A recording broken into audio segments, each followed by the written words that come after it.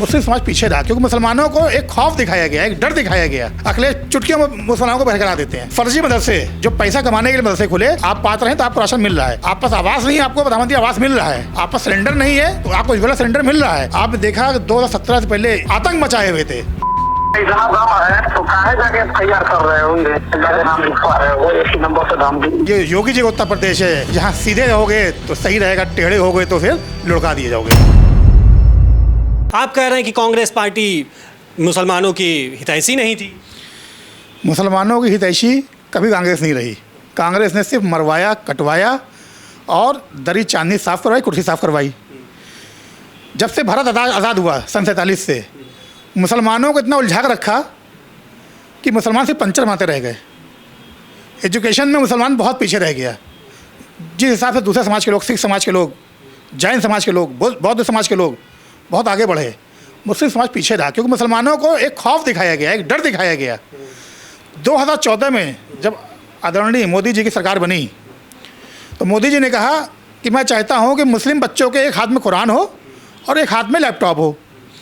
कुरान इसलिए हो ताकि वो कुरान को सही पढ़ सके और वो जान सके कि सही इस्लाम क्या कहता है, और लैपटॉप इसलिए हो कि वो पढ़ाई करें, डॉक्टर, इंजीनियर, IAS IPS बने। ये चीज़ कांग्रेस को, सपा को हजम नहीं हुई क्योंकि वो समझ गया अगर मुसलमान जागरूक हो गया तो हमको वोट कौन देगा। लेकिन वो तो हमेशा मुसलमानों के लिए बात करते रहे ना, मुसलमान भी उनके साथ रहा। देखिए, बात करना अलग होता है। मुसलमान एक बहुत भोली कौम थी, ठीक है, एक बहुत भोली, जिसको बहकाना बरगलाना आज भी बहुत आसान है। अखिलेश चुटकियों में मुसलमानों को बहकरा देते हैं, बरगला देते हैं।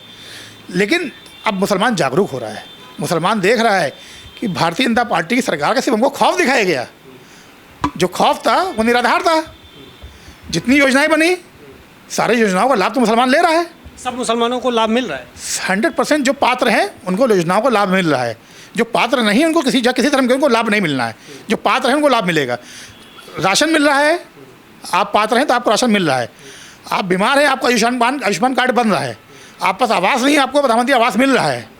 आप पास सिलेंडर नहीं है तो आपको उज्ज्वला सिलेंडर मिल रहा है। किसी अधिकारी ने आज तक ये नहीं कहा कि नहीं मुसलमानों को नहीं दिया जाएगा, क्योंकि मोदी जी का आर्डर है सबका साथ, सपनारा है सबका साथ, सबका विकास, सबका विश्वास। जब ये सब साथ रहेगा तभी सरकार बनेगी। तो नतीजा देखिए, 2014 सरकार बनी, 2019 में बनी, 2024 बनी और अब 2029 में पुनः चौथी बार भारतीय जनता पार्टी सरकार बनेगी। उसके बाद 17 में योगी जी की सरकार बनती है।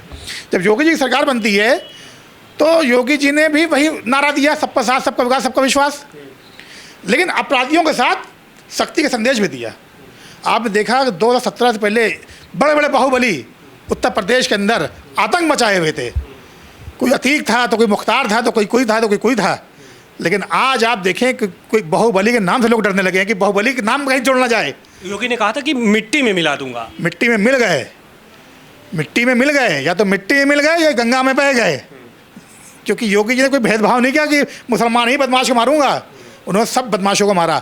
आप देखिए, आज दिन पढ़िए खबर, कोई ना कोई इनकाउंटर होता है तो उसमें मुस्लिम भी होता है, हिंदू भी होता है। सब धर्मों के बदमाश जो है सबका सफाया हो रहा है, खाली मुसलमानों का सफाया नहीं हो रहा है। अपराधियों का सफाया हो रहा है, क्योंकि अपराधियों का कोई धर्म नहीं होता। धर्म होता तो अपराधी ना होते। हर अपराधी का जो मौत होती है या तो पुलिस गोली से होती है, बदमाश गोली से होती है।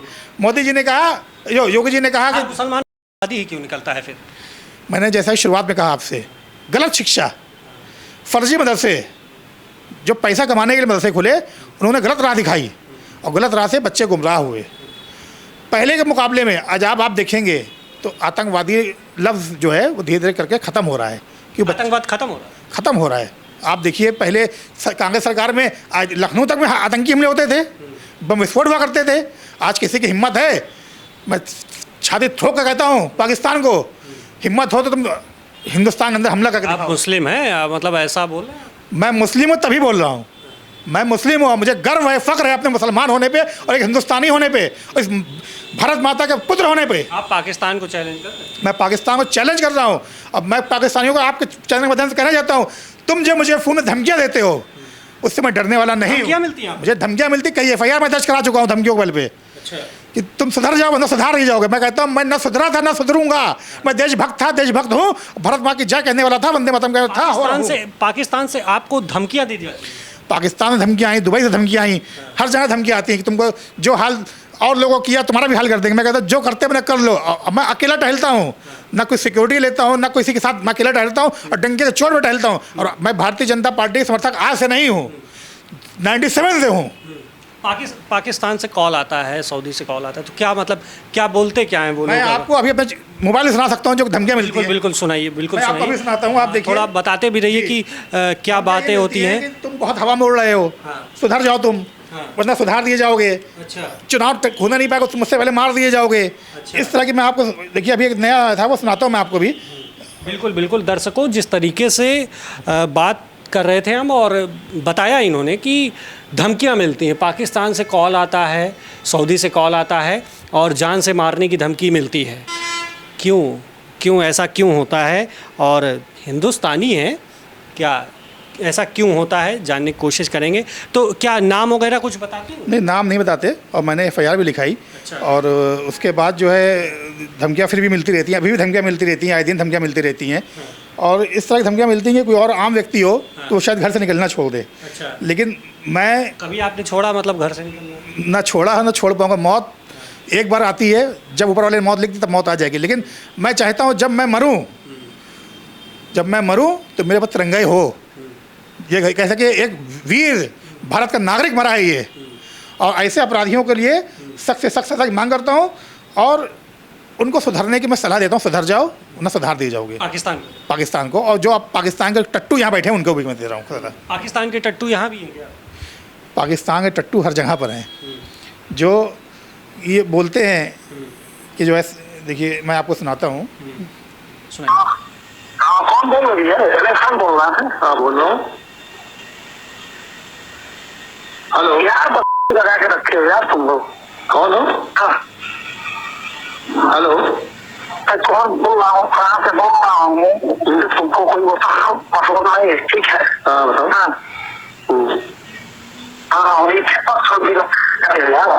नौकरी मार रहा है, हर एक चीज हो रहा है, फिर भी तुम लोग भाग के जा रहे हो। क्या दिया ये? आप बोल रहे भाई। हेलो, यूपी बोल रहा हूँ, यूपी से। यूपी से बोल रहे, कौन बोल रहा है? बोलिए बताइए, अब क्या दिक्कत है आपको मुझसे? जी, इम्तियाज खान। जी बताइए, क्या दिक्कत है आपको मुझसे, जो आप इस तरह बातें कर रहे हैं? क्या दिक्कत है बताइए। वीडियो बना के चल रहे हो, जान से मारने की धमकी मिल रहा है। जान से मारने का धमकी नहीं मिल रहा है, तुम्हारे साथ सही होगा, हकीकत में होगा। अच्छा, मेरा काम रिकॉर्डिंग कर लो, जो तुमको उखाड़ना है उखाड़ लो, ठीक है? तुम बच नहीं, लिखा तो पहले तुम निपट जाओगे। ऐसा है ना? हाँ, देखिए मौत अल्लाह के इख्तियार में। अगर मुझे अल्लाह ने मौत लिखी होगी तो मुझे कोई मार नहीं सकता, और अल्लाह ने जिंदगी लिखी होगी तो जिंदगी इतना दम है तो काहे जाके तैयार कर रहे होंगे, नाम लिखवा रहे हो, एक ही नंबर से धमकी हो रहा है, वो हो रहा है। धमकी मिल रही है ना भाई, धमकी मिल रही तो मैं बताऊंगा नहीं। जान से मारने की धमकी दी जाती है पाकिस्तान से? जी, मुझे धमकी पाकिस्तान के क्या इंटरनेशनल नंबर्स आते हैं। जब थाने जाओ तो उसके बारे में कोई इंक्वायरी नहीं होती है। मैं कई बार थाने गया तो मुझे थाने में बताया कि सर ये नंबर इंटरनेशनल है, इस पर कोई ट्रेस नहीं हो पाता है, क्या करेंगे? मतलब उनकी भी अपनी बात ठीक है अपनी जगह पे। इंटरनेशनल नंबर, फर्जी नंबर से फ़ोन आते हैं तो वो क्या कर सकते हैं।